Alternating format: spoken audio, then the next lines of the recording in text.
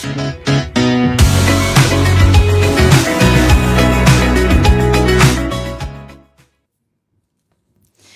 morning, everyone. Thank you so much for joining us today. You are watching Relatable, Sinar Daily's talk show that engages on women empowerment and relatable issues concerning women in Malaysia and around the globe.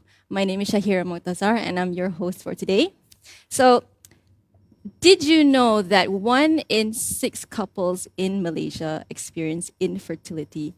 In 2020, the fertility rate was recorded as the lowest in 4 decades, and this was a report released by Vital Statistics Malaysia late last year. The road to pregnancy in Malaysia is the road to pregnancy may be easy for some, but it's certainly not the case for everyone. So this brings us to our topic of the day, which highlights on the struggles of conceiving faced by women. Now, dealing with infertility is emotionally and physically challenging, which is why many may feel uncomfortable about opening up about their infertility struggles. But over the years, especially with platforms like social media, more and more people are sharing their struggles on infertility, even public figures and celebrities. So, for example, recently, Raja Pemaisuri Agong Tunku Aziza Aminah Maimuna Iskandaria, she opened up about her journey into motherhood in an interview. So she shared that she had, in fact, went through 16 rounds of IVF and only succeeding on the 17th round. So the queen was quoted saying, "We are Asian and we don't share our problems, but I decided it was time we started talking about it and doing something about it." So even in Hollywood, some celebrities like Kourtney Kardashian, if you've been following celebrity news, Chrissy Teigen, they have also opened up about their struggles with trying to conceive. So this has spurred like a lot of conversations all around the world. And even here for today, we will be addressing topics related to infertility. We will be talking about the causes of infertility, the stigma surrounding infertility, and how it is always perceived exclusively as a woman's problem, and more. So before we dive deeper into this topic, let me introduce to you our panelists for today. First up, we have Dr. Natasha Ain Muhammad Noor. She is an obstetrician and gynecologist from the KL Fertility Center. Thank you, doctor, for joining us. Hi. Welcome. Hi. We also have Kim Raymond. She will be sharing her journey into motherhood and the difficulties she experienced in conceiving, which led her to seek the IVF treatment. Yeah. Yes. Hi, Kim. Hi. And Hazwani Mohammed. She's fondly known as Hazi.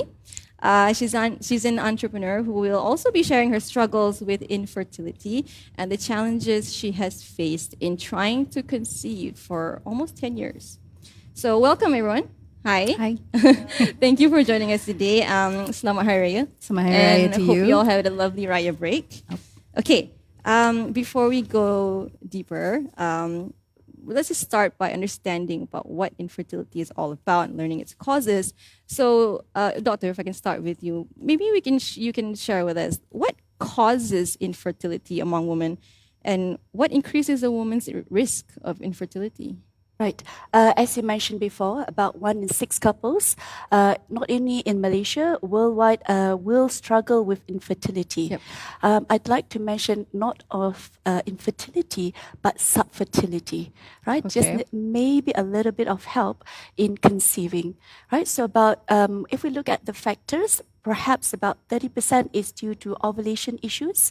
Ovulation means they have issues in their eggs being produced from the ovaries, which needs to be then fertilized by the sperm. So that's about 30%. Okay. And one of the common cause or condition that may affect the ovulation is a condition known as PCOS or polycystic ovarian syndrome. Okay. And then this next factor would be the tubes. Anything that might affect the tubes of the woman, such as a common one would be infection, pelvic inflammatory disease, or a condition known as endometriosis. Now, endometriosis is basically where the lining of the uterus is outside the uterus, so it can cause scarring and blockage of the tubes.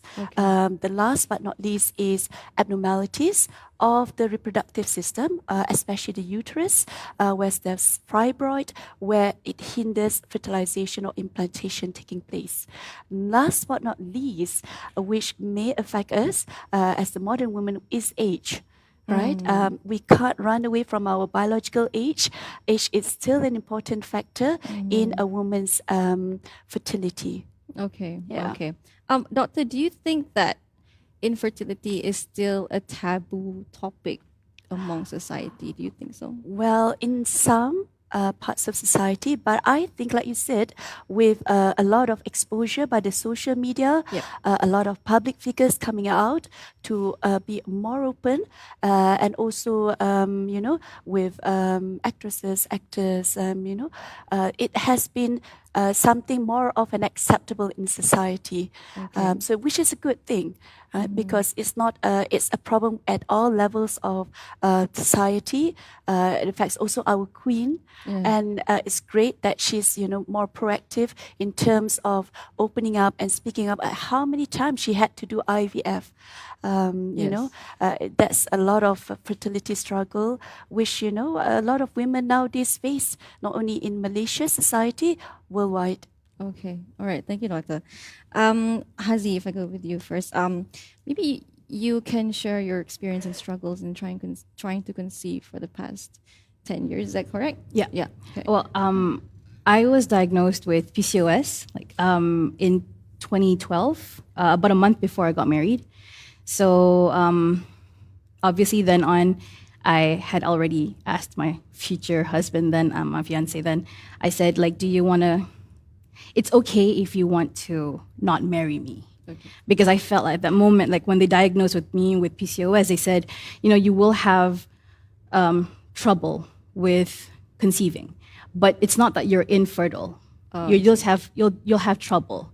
So, and I felt like it was unfair if I didn't tell him and kept it from him, because at the end of the day, different people have different goals. They want kids, they don't want kids, and whatnot. So that's when it started. And then after I got married, my PCOS symptoms just kind of went crazy. Okay. I think I gained about 20 kilos after I got married. And then after that, in 2018, I was diagnosed with diabetes stemming from PCOS. And then in 2020, I had a miscarriage. So that was my first pregnancy, but it was a missed pregnancy. I didn't know I was pregnant. So we've been trying ever since, but it also didn't help, when you have really busy careers and whatnot. Okay. And how are you now? Are you still on the road to Yeah. receiving any treatments? I feel right now we've decided to go towards IVF, but I am on the heavier side, so I would have to work on being at the ideal BMI weight, so that I could proceed to be a candidate for IVF. I see. All right. Kim, you have opened up about your journey into motherhood before. Can you share us the story more about it? Can you talk to us what happened and the struggles that you faced? Well, I also have PCOS, and I basically had been trying for about 2 years to get pregnant. Well, not specifically, but so after a while, I felt like I was finally ready to take the next step. Okay. So I went to see a doctor, and I said, I want to do IVF. Obviously, he said, maybe why don't you do some checks, and maybe there's something wrong that you can fix or something. So that's what I told him. That's when I told him. I said, actually, I don't feel like I want to. I just want to go ahead and do IVF. So I was very lucky. Okay. I was very lucky because my first try, I already got pregnant, and it was a bit of a risky pregnancy that I did not know about until I gave birth. One, I gave birth prematurely. Okay. So before I gave birth, I was in the hospital for a week. They put me on this medication called atosiban. That's to make sure I don't go into labor. So for Okay. a week, and then finally, even though I was on the medication, I still went through labor. So I had to have a emergency C-section, and that's when my gynae said, "Oh, you actually also have a uterine septum." So that actually divides my womb into two. So Skylar, my daughter, was growing on one side only. So that's what caused my premature labor. I see. So I actually had these few things that I did not know about. I see. So yeah. All right. Okay. Doctor, can you maybe just briefly explain about what is IVF? What are the requirements, and what actually happens when you go for an IVF treatment? Okay, so when a couple comes to us with fertility or subfertility, first thing we'll be assessing them and trying to find out is there any possible causes and whether it's correctable and whether treatment will be something as simple as just a natural conception, or we will help them assist more, and that's what we call assisted reproductive techniques. So assisted reproductive techniques will include IUI, which is a simpler step where we just process the sperm, the male partner sperm, and put it inside the female's uterus in a very simple procedure. Now, IVF is commonly known as test tube babies. So babies, okay. basically, the fertilization occurs outside the womb, and the fertilized egg is then transferred into the woman's uterus. It's one of the common fertility techniques or treatment that we use worldwide, and started off with Louis Brown. And I think by now more than 5 million, 6 million, 7 million babies are born worldwide from IVF. But you have to understand, like Kim had undergone IVF. We are trying as best as possible since 1978 with the first IVF baby to make the treatment much better, simpler for women with less complications, either during the treatment itself or for the outcome of the baby. But we're human. We're trying our best, making things simpler because it involves multiple injections of hormones to produce the eggs required to be fertilized, and that may cause possible complications, especially with patients with PCOS, where you produce way too much, right? So that's something technical that the doctors will need to address and try to minimize as much as possible. And then in terms of, we're talking about prematurity. So if we have a lot of eggs, but we're going to transfer as little as possible, maybe as little as one babies. But even for Kim, I'm not sure how many she transferred, the risk of multiple pregnancies, right? And for Kim, maybe she transferred one, there's only one baby implanted. She has some uterine issues. That brings us to the next issue in terms of checking or assessing for fertility. We can't tell everything what's wrong with you, right? You might miss certain things. Will best, like Kim found out about her uterine septum later on. In terms of egg quality, we don't have any tests. We don't have any blood tests to tell your egg quality. So even though in PCOS you say, oh, you've got lots and lots of eggs or follicles, but why am I still not pregnant, right? So that's it's not only a treatment, it gives a diagnosis for a lot of couples who have problems conceiving. I see. So, but I think the problem misconception, women leaves it a bit far too long. The IVF becomes the last resort. It's actually better to do it earlier when you're younger. Like I think Kim did it much younger, faster, then her pregnancy rates will be much, much better. I see. But doctor, besides IVF, there are other for sure. fertility treatments. Yeah, I think the misconception, if you see a fertility doctor, you're going to have IVF, which is not. I think, I don't know about, but I think in our practice, we want to test to as quick as possible, maybe about 1 to 2 months, identify the risk factors, prepare you for any types of pregnancy, for any treatment, even for natural conception. So if you're talking about PCOS, in terms of if you have excessive weight, you can lose only about 5 to 10% of your body weight, and you're probably ovulating and conceiving naturally. I see. Right, so that's a good thing. I've got lots of patients. All right, we're ready for IVF. And I'll be like, come and see me second day, third day of your period. They'll go like, I'm pregnant. It's fantastic. I'm happy. Less risk for you, and it's a natural conception. I So see. that's great. Okay, Yeah. okay. Hazi, if I can ask you, when you learned that you were going to have difficulties in getting pregnant, how did you feel? What was running through your mind? Okay, I'm not gonna lie. I think my world went a little black because I wasn't sure what it meant, But I'm really lucky that my husband is really laid back about it. So if I'm freaking out, he's like, relax, we got this. And on top of that, the doctor I had been to said that, it's okay, your PCOS is mild. And, sometimes it just takes couples a little bit of time to conceive naturally.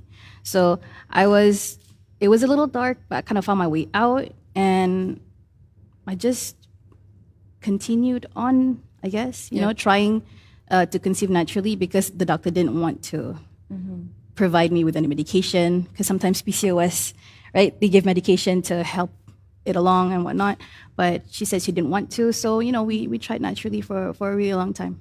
Okay. And Kim, you're sort of in the public eye and opening up about your struggles. I mean, did you hesitate in sharing your story at first, or were you just Actually, the real reason why I did it was because at the time, and even now, actually, I get a lot of people privately asking me about it, especially women. They like to ask me, like, how is it like? What did you go through? How did you feel? And I think in a way they feel a bit like nervous about it. They don't know if they should do it. They don't. Also, some of them don't know how their husbands would feel about it. So like you said, it's kind of like a taboo in a way. So I felt like, what, maybe the more people that speak out about it, then people won't feel so worried about it. They won't feel like, oh, it's something that's not normal. So that's why I thought I wanted to share. all right? Yeah. But I have to ask, how did you feel when you discovered that you were also having, I mean, for me, I'm quite chill. So when I found out, I was just like, what's the next step? I don't like to worry too much. I don't like to think too negatively because it's not going to help anyways.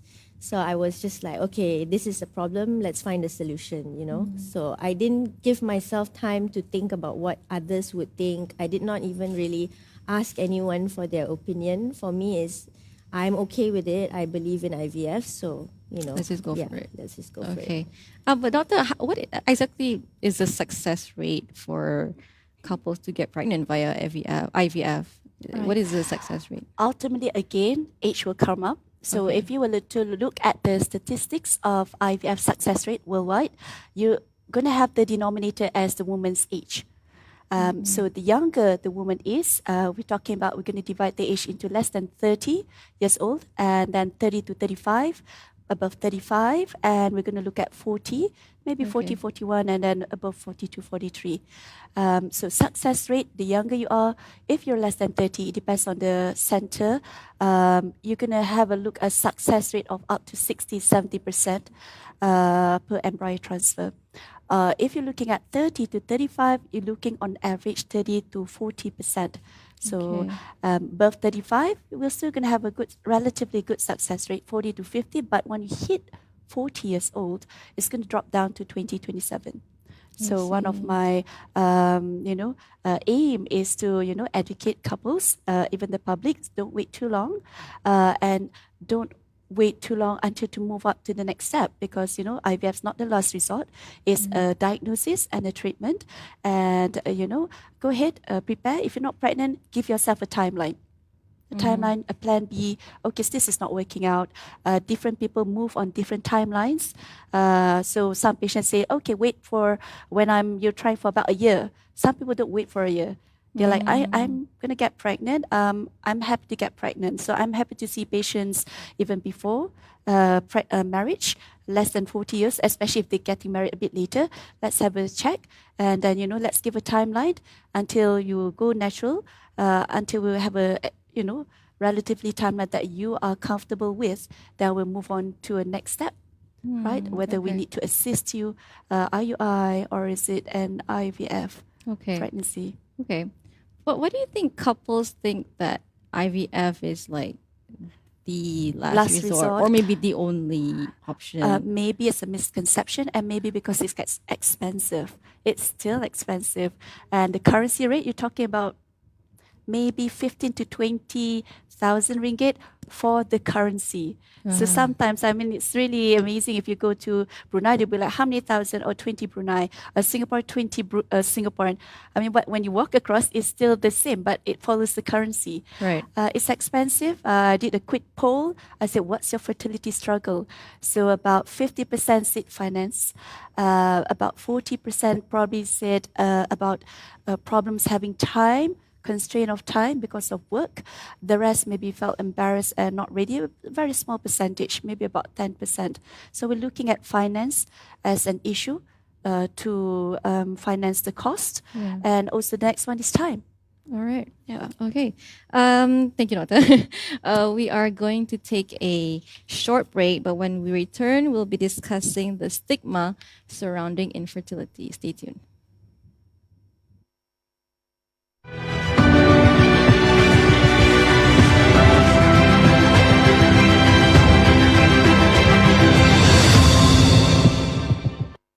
My name is Salina Ahmad. I'm the founder of Suri Lifestyle.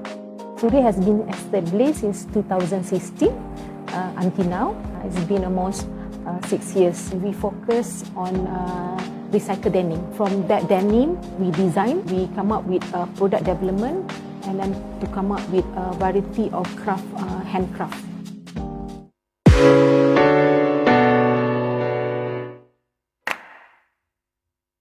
I finally made peace with myself. I'm ready to join politics. I believe that I can make bigger change by joining political party in a mainstream politics.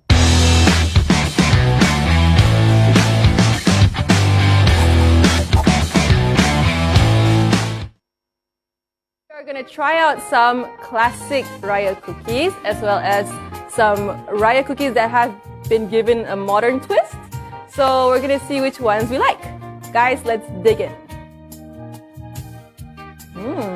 What about you? Do you like it? What do you like about it? I think I just found my favorite.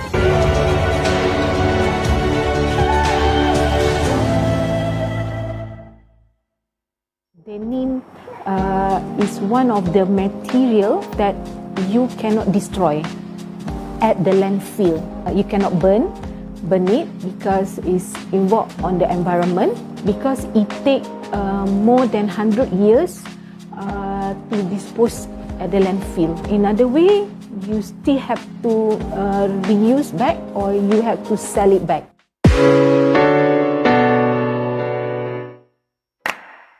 Selamat Hari Raya! It's the first day of Raya, and you know it. Selamat Hari Raya! It's the first day of Raya, and it's all about being with your family and loved ones. But in addition to that, it's also all about food. Right, guys? Yeah.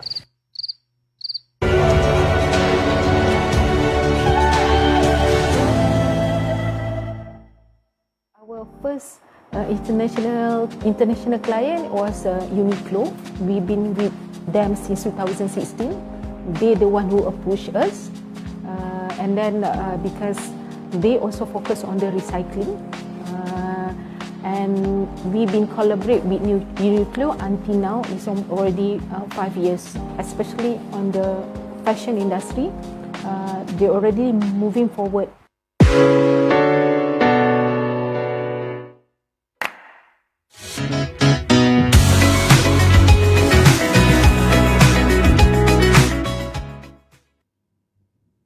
And welcome back.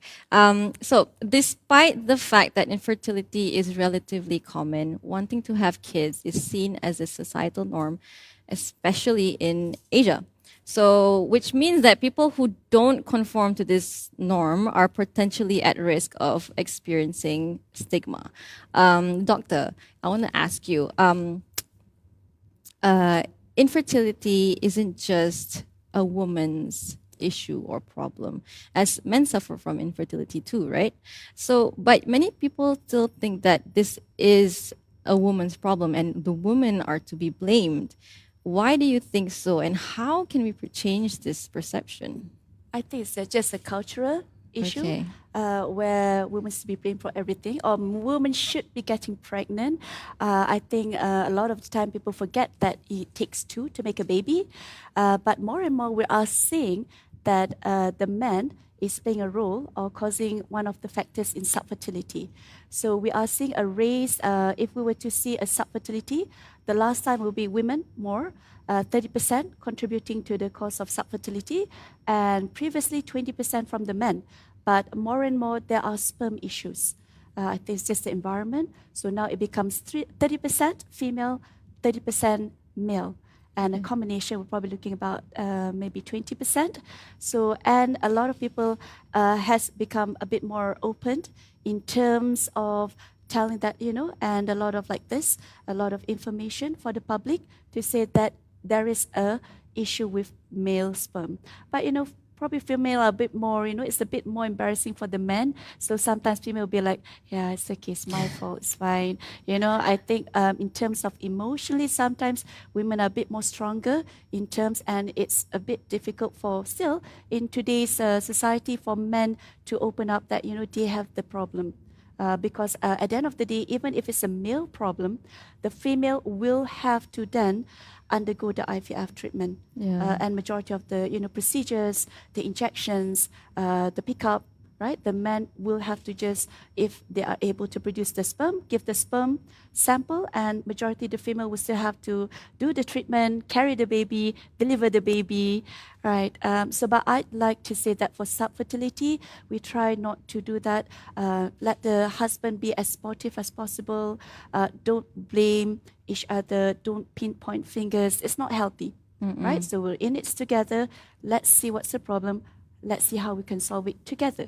Okay. Right. So I'll usually say it's both problems. So it's easy. It make life much more easy instead of having a fight in the clinic. Exactly, right? Okay. Hazi, I want to know, have you ever felt like less of a woman because you have struggles in conceiving, Yeah. And if yes, how did you overcome it? Did you overcome For a long time, I did feel like I wasn't complete. And, but then at one point, I just got tired of feeling down in the dumps about it. And I wanted to, and I felt like it wasn't fair for me to carry such guilt, I guess. So I kind of just, you know what, I gotta live my life. And I think the most important part is I needed to be kinder to myself so that, I have to, number one, respect the fact that I am a woman, right? Regardless of the fact that I am able to conceive or not, I'm still a woman. So I felt like I just needed to respect myself and be kinder to myself and love myself genuinely, organically. And that just made things a lot better. Okay. Kim, have you experienced any stigma when you're going through what you're going through? Did you hear any criticism or comments that weren't pleasant, maybe, or yeah? Actually, no, not really. I think people just ask like, oh, why did you choose to do IVF? Why is this your decision?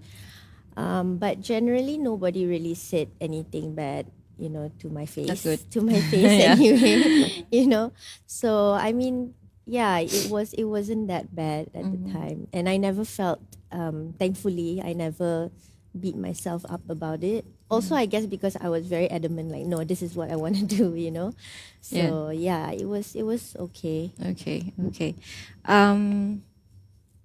Doctor, I wanna know you as a doctor.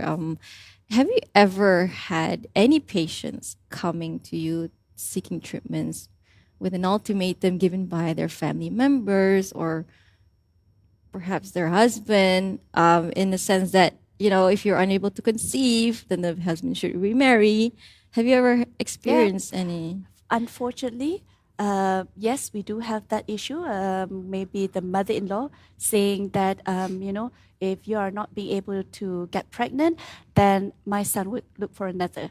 Like Hazi was saying, we shouldn't attach our value as a woman to the fact that we are able to get pregnant and deliver a child. I think we're so much more than that. So I think that should not be that will make a lot of women that's a wrong thing to do, because I think we're not just there to reproduce as a woman. All right, maybe long time ago, but I think we're much more than that. And majority of the time, women wants to conceive, right? We do want to, but if we're unable to, I think you shouldn't attach yourself to the fact that now you're worthless because you can't. They shouldn't, right? Because we should have a self-value that, despite whatever you do contribute much, much more than to just conceiving. I think we should educate the public. That should not be the way, an ultimatum, because I think for Malays, rezeki takdir jodoh di tangan is not in our hands. Okay, so we are all going to try, and inshallah, with good effort, you will get there. The good news majority will be there. Right, we'll get to the finishing line. But if you don't, it's fine. I think as a medical profession, especially in the fertility, we try to be as positive as possible. We give support. I'm glad to see that majority of couples do conceive, but of course it's not 100%, because sometimes we do get to a bit of a later stage, and what we want to do, we want to leave them still in one piece after them stepping out of the fertility clinic. And a lot of couples, even though they are childless by not choice, they are happy. They are happy. So that's something that, a lot of couples should know out there. They are happy, it's fine. So, you try your best, do whatever you need to do. If you're still not there, it's fine. That's okay. Like Hazi, yeah. Everybody's fine. journey is different. You'll be all right. Yeah, you'll be all right. Choose to be happy. Yeah, you have Exactly. to choose and make your up mind. And, if people say anything, that brings you down, at the end of the day, you're going to have to, what do you say to yourself after all that? And I feel like, you really need to be selfish for yourself. Yeah. You have to, it doesn't matter what people say, as long as you're happy with the outcome. It could be you have kids or you don't have kids. Yeah. It doesn't mean you're incomplete without kids. You know what I mean? Exactly. Right? So a lot of patients, even they get to then, my difficult choice is telling to the couples, this is the end of the road. Rarely. But they'll be like 40 plus. I'll be like, no, I'm really sorry, but you'll still be all right. Trust me, you'll still be all right. Go ahead, do whatever you want to do. You should have stopped that years ago. If you want to do that, you want to finish that study, you want to go traveling, go. It's not a problem, right? Okay, right. But Hazi, did you and maybe your husband ever felt the pressure from the people around you in, like, when are you going to start a family? When are you going to... Of course, I think in our Malay culture, I think it's very normal to expect newlyweds to kind of immediately have kids. It wasn't a direct pressure, like, when are you going to have kids? But it was like, little hints here and there. And even though they're little hints, it was still a big pressure to me, Sometimes I think the ones that took me down the most was like, oh, it's your responsibility, to grow the family. And I realized that, wait a second, it's not just my responsibility. Like Doctor said, it takes two to make a baby. So, I feel like, it's a little unfair to pressure the woman to be pregnant when they know that it takes two to make a baby, And it's just because the woman is the one who's seen physically carrying the baby, it doesn't mean everything is up to her, right? So, yeah, I mean, of course there's pressure, but again, it's up to you to kind of like take it in and what you're going to do with that. Okay. All right. Kim, when you were about to embark on the IVF journey, how did you sort of mentally or physically prepare yourself for it? Or To be honest, I didn't know what to expect, but I really, really wanted to have a baby, you know. So I was ready for anything. I was like, I'll do anything, I'll do whatever. If I have to inject myself, I'll do it, you know. But now looking back, when I look back, I'm like, oh, it was actually quite a lot of things to go through, you know. But and it's not easy. I mean, but it just depends on how much you want the baby, because I feel like when you want something so badly, you're just willing to, you know, go through anything and everything, right? So, I mean, at first I was not sure, but I just went through it. But now when I look back, I'm like, wow. you did that. Yeah. Yeah. Would you do it again? I would like to, but I mean, my daughter has been very clear. She's like, no more children. No I'm more like, okay. siblings. Yeah. Yeah, Okay. but I definitely would if I had to. Okay. I mean, I'm not young anymore, so yeah. Okay. Doctor, like when a couple comes to you seeking for fertility treatments, what sort of maybe challenges could they expect coming their way when they're going through that journey? Okay, so basically, like I said, challenges, lots of misconception. Yeah. Firstly, they'll be facing challenges in terms of age. Can't change the age, so we're gonna have to move forward. Access baggages from before. You know, I should have done this. I should have done that. Things like that. Leave it behind. What's past is past. Forget about it. You know, I should have done that investigation. I wasn't given the right treatment. Leave it. We're moving forward. In terms of preparing for treatment, we have a few people involved. Don't expect to say, okay, fix me. I want to be pregnant now or yesterday. Right, so we're gonna have to work on this. It's a teamwork, right? So we're gonna have to work on it. It's not gonna be easy, but we'll get there. I'll be your pom-pom girl. The team in the clinic will be your pom-pom. We'll be there. Yeah, we'll be your punching bag, but it's fine. We understand it's stressful, right? So, but we have to work this together. You have to prepare yourself. If I say it like, look, it's best for you to reduce weight. I won't say reduce to the ideal weight. It really discourages women. Say, okay, you're gonna have to be like 50 kilos. I've never been 50 kilos, right? You know, like in my entire life. How are you going to do that? You know, so I'll go like, look, let's start small, but let's keep going. We're going to have to be mentally strong. Financially, it's not the issue. I'm glad now we've got lots of incentive. We can take out the EPF money, right?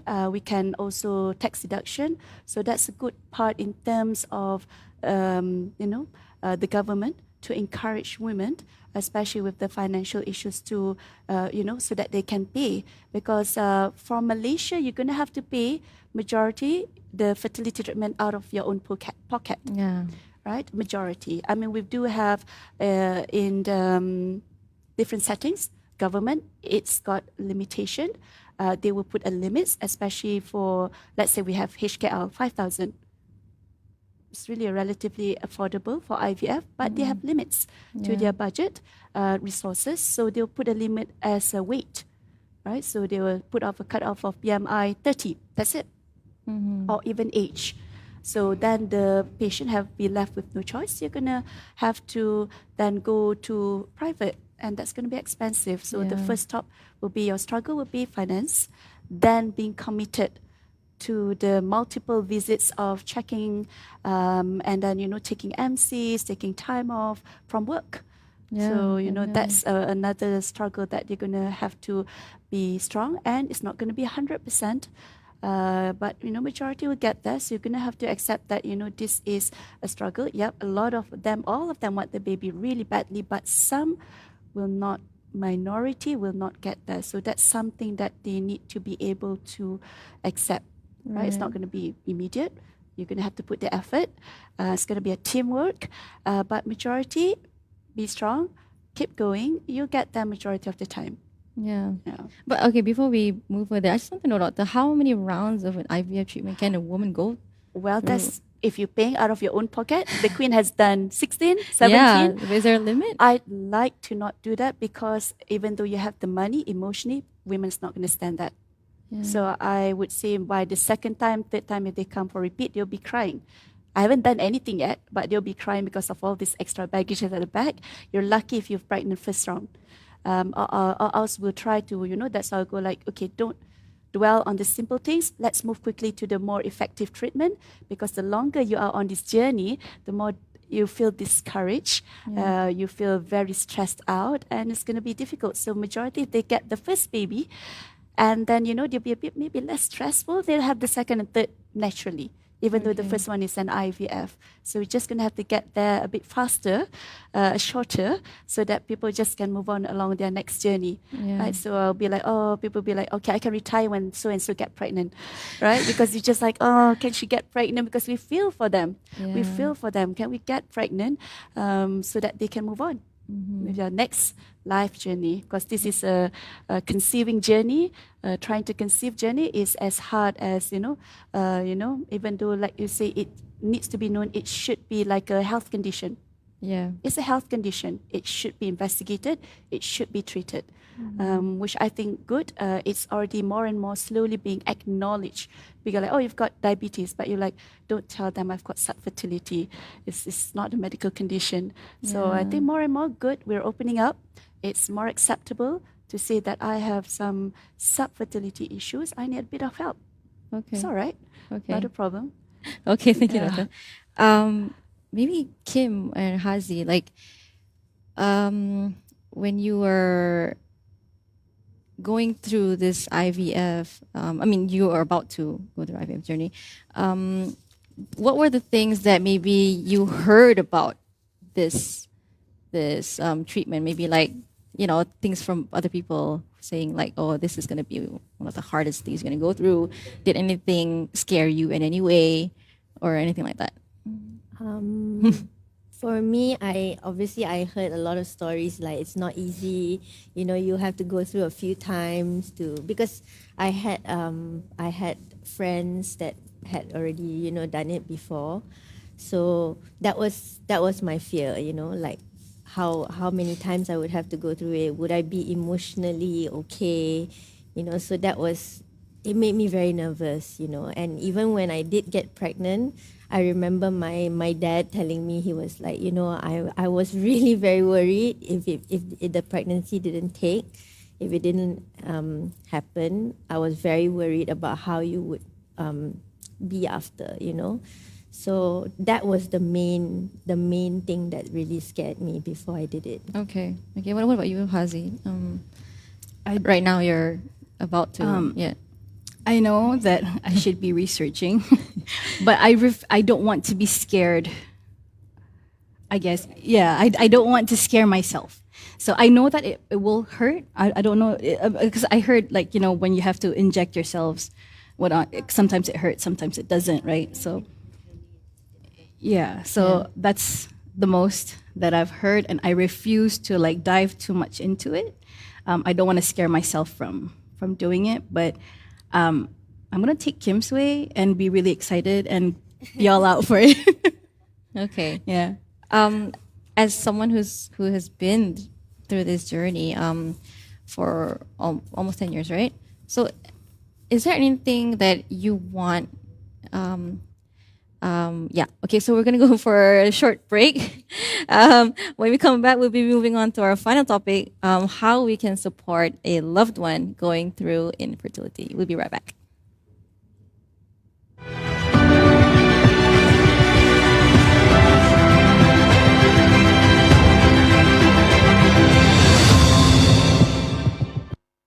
Selamat Hari Raya! It's the first day of Raya, and Selamat Hari Raya!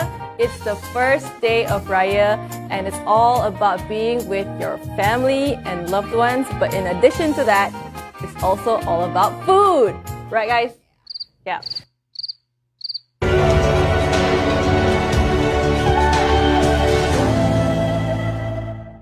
I finally made peace with myself. I'm ready to join politics.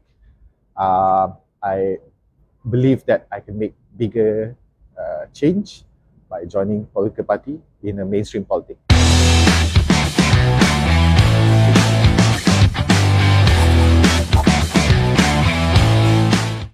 Denim is one of the material that you cannot destroy at the landfill.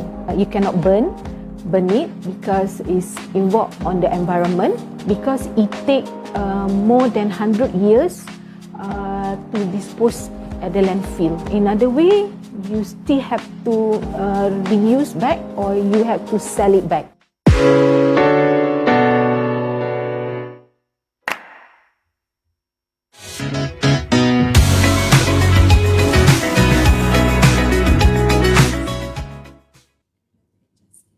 Okay, and we're back.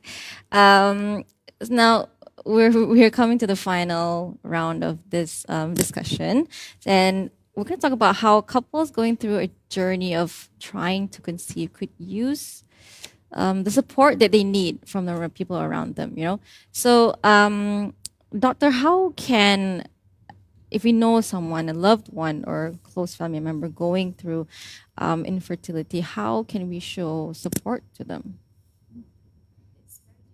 Even as a doctor, I find it, how do I tell? Because, it's not easy because when you're going through subfertility, especially if it's a long time, they're sensitive. And actually, it's an individual thing. Some people say, yeah, it's fine. I'm okay with that. Some people can be very sensitive. So how do we share support? I usually don't ask people. I'll be like, if they're ready to open up, I'll be all right. I'll be, okay, would you want to talk about, because you probably know I'm a fertility doctor. I don't ask. I'll just sit next to them. I know they, don't have any child. Don't even ask. I'll like scroll the Facebook or Insta. I'll be like, don't ask about it until she asks me. I'll be fine. And, if she's obviously trying to avoid certain situation or certain topic, I don't talk about it. But if they are approaching me, I'll be, yeah, she's all right about it. Start asking, because we don't know, especially if we don't know. Maybe if they're ready to be approached, I'll give all the support. Try not to be, play it as they go along. Different individual. See how they open up, you open up back again. So don't like sort of throwing, you should do this, you do I, start throwing things in their face when they are not ready.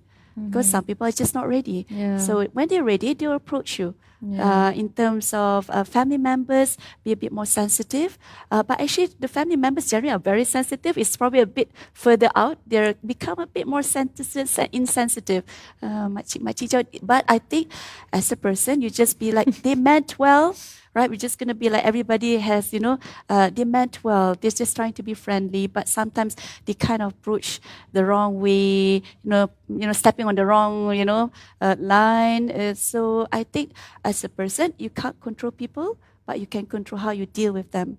So, if they say, oh, tak ada anak lagi, no children yet, say, yeah, auntie, I'm trying. Pray for me. Right, that's the easiest way to get out of the system, get out of the way. I mean, would it be the same for parents who have children going through infertility? Would that be like sort of the same approach for them? Parents, yeah, I think general depends on. Some parents are a bit more concerned. They just love you. Sometimes they just don't know how to deal with that, right? So they don't know. So, and sometimes, that individual also don't know how to deal with it. So it's a bit difficult for other people to know how to deal with them as well. In general, you probably be more supportive, if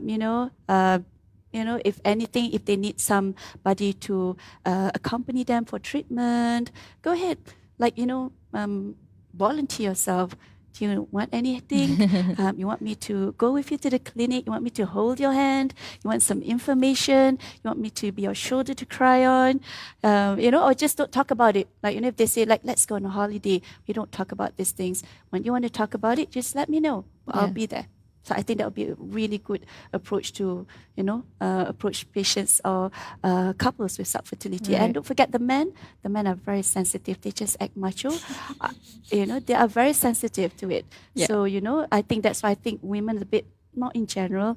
Women are probably a bit stronger. That's why we probably say it's the woman's problem. Because I Right. think maybe we're probably better at handling emotionally in Take the terms burden, of the take the emotional load, burden. yep. We like take the burden. Correct. We take the Yeah, burden right. onto Okay. ourselves. But sometimes we need to also release the burden, not take too much of burden onto Yeah. yourself. Share the burden a bit. Yeah. Right. Okay. Kim, if you can share any advice to couples who are maybe embarrassed to seek treatments, what would you say to them? I think most importantly is just to not really think about what other people have to say, because it's a private thing, it's personal. And if you really want a child, just go for it. You don't have to think about what someone else has to say, or people will always have their opinions, but it's what you think and what you feel that's important. So don't feel shy, don't feel nervous, just go and consult. You never know, you may think a different way at first, but as soon as you consult a doctor, you may feel differently. Yeah. What about you, Hazi? What would you say? Like, were you embarrassed to seek treatment? I was embarrassed. No, I wasn't embarrassed to seek treatment. I wasn't embarrassed going to see the doctor, but I was embarrassed trying to open up to people around me, like, we're having trouble or whatever. But I wasn't, I feel like doctors are there because they're experts in those fields, so they can help and guide you get to where you want to be, So I feel like you shouldn't be embarrassed, particularly going to see a doctor. And I feel like, this is your life you're talking about. I don't think you have too much time to dwell in being embarrassed if you want to have your whole life roll out in front of you. So, yeah, don't be embarrassed. Go for it. Okay. Kim, maybe like, what can we as the community do in the spirit of women supporting women? What can be done more? I think number one, just don't judge. I think everyone should stop judging each other. And I think like Doctor said just now, just be there. Sometimes you don't need to say anything, or sometimes maybe you can just say, look, I'll be here when you need to talk, or just be empathetic, really. Yeah. Okay. And Hazi, if I'm not wrong, you have mentioned before that the people around you mostly don't have any fertility issues. Is that correct? Yeah. So you, as someone who's going through this, how would you want the support from people around you who are, they have it easier than you, perhaps? I think the best for me is for them not to assume anything. A lot of the times people assume I'm not doing anything. You know what I mean? And then once they assume, sometimes it's like it's pity for me. It comes across as pity, and it's not a nice feeling, because I don't feel like I need the pity. I don't feel like I'm missing anything. So yeah, I think the best way is to not assume anything about anyone and not judge, and just be there in general. I think that's the best way. Okay. Yeah, because it is a private and a very personal journey, right? Yeah. So yeah. But did you seek any, information or help from any groups, like fertility groups going through the same thing or anything like that? Did you? No, I did. I did do a bit of research I did the research that I needed, but I also did not want to do too much, because then I didn't want to put pressure on myself. So I just did what I needed to do, and I had my family, thankfully, who was very supportive.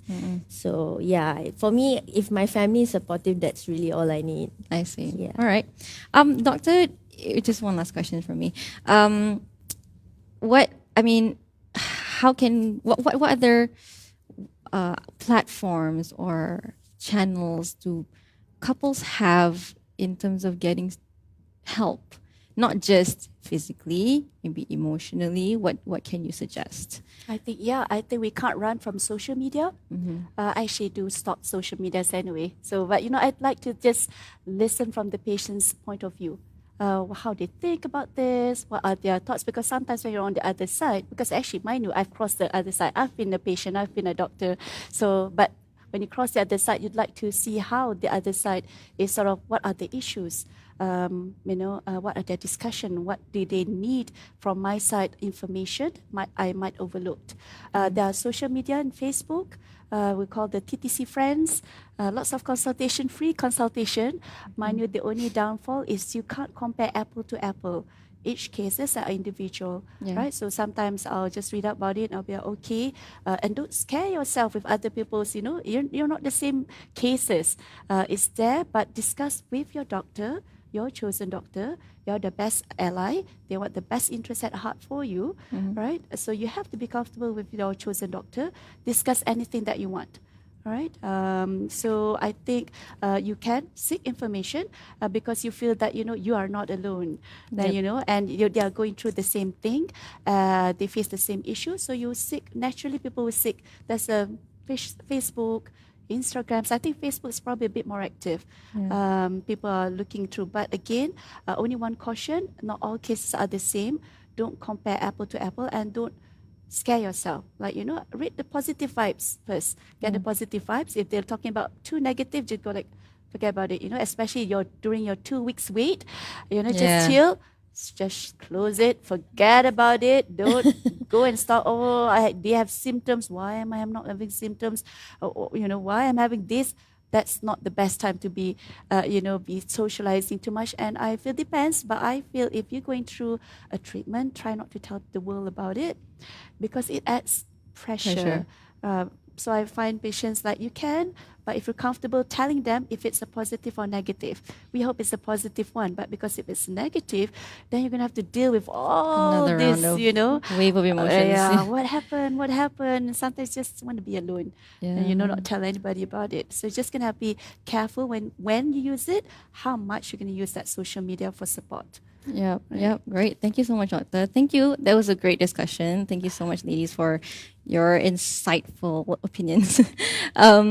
So thank you to all the panelists for joining us today. Those who are struggling, like Doctor said, don't be shy in seeking for help. Know that you're not alone in going through this journey and that help is available. So that's all from us today. For more information about this topic, head on to our website, www.sinardaily.my, and follow us on all our social media platforms such as Instagram, Facebook, Twitter, and even LinkedIn. And we would love to know your comments on this topic. So do share your thoughts and we can keep this conversation going. Thank you once again. Selamat Hari Raya to all our viewers, and we'll see you next time.